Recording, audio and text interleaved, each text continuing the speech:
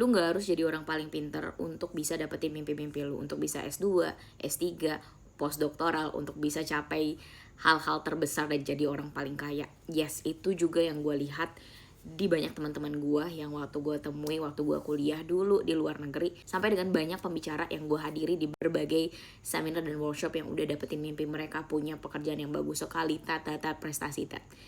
Lu nggak harus pinter. Dan gue juga akan refleksikan itu ke perjalanan diri gue sendiri yang gak pernah merasa diri gue itu pintar. Mungkin itu adalah berarti kita pintar ya, dari gak ngerasa pintar.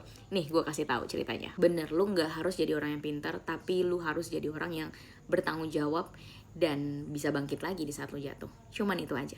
Gue akan kasih tahu cerita ini, dan salah satu hal yang gue lihat kenapa gue pengen ambil video ini adalah dari ngelihat teman gue yang baru aja menamati S3-nya, studi PhD-nya di York, University of York. Itu juga kampus gue waktu S2 dulu, dan gue kenal dia waktu gue kuliah S2 kemarin. Dan ya, teman gue ini mirip-mirip gue. Kalau gue suka berargumen ya, gue suka untuk berpikir dan berdiskusi, dan itu gue temui waktu gue belajar sastra dan teori-teori sastra.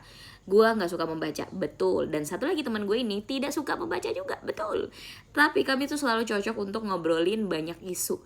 Mulai dari isu Indonesia, mulai dari kayak banyak masalah, bagaimana ngelihat orang, kita tuh suka diskusi aja orangnya. Dan ya, sampai sekarang kita masih berteman baik, dan sampai juga dia jadi salah satu orang yang mendukung mimpi gue untuk bikin organisasi yang ngebantu anak-anak kurang beruntung di kota gue, di Pekanbaru.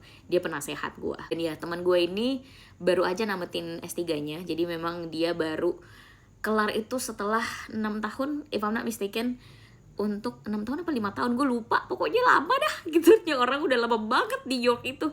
York itu dekat Manchester ya, di UK by the way. Udah lama banget. Jadi orang tuh berganti setiap tahun tuh, master kan cuma setahun ya di UK ya. Nah, ini orang tetap ada di sana tuh. Jadi memang tahu, kenal banyak orang banget.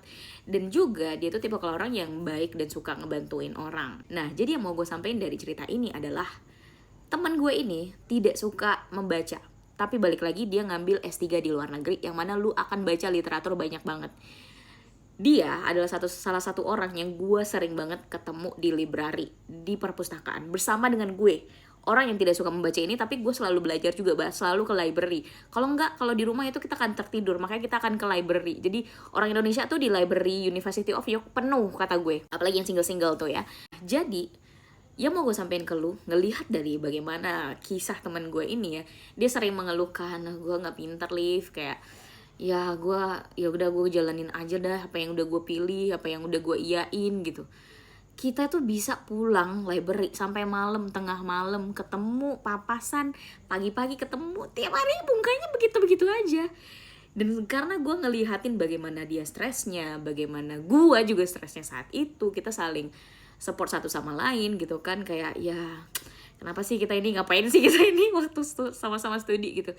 Pas ngelihat dia merayakan kemenangannya, sudah survive bertahun-tahun untuk PhD-nya, S3-nya gitu ya, gue ngelihat dia itu sebagai sosok yang sangat amat inspirational gitu ke diri gue juga gitu. Gue juga banyak gak sukanya, gue banyak ngerasa gak pintarnya, dan gue juga orang yang mengakui kalau gue tidak pintar gitu. Dan dia juga orang yang sombong tapi juga humble, paham gak?